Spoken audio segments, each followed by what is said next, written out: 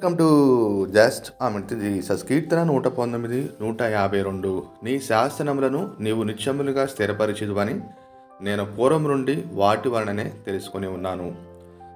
దేవుడు నమ్మదగినవాడు. ఆయన శాసనాలు తరతరాలు కూడా ఆశీర్వాదకరమైనవి. సత్యమైన, న్యాయమైన, దేవుని యొక్క ఆత్మ సంబంధమైన ప్రతి ఆశీర్వాదం అనుగ్రహించే శాసనాలు తరతరాలు కూడా దీవెనకరంగా ఉన్నాయి.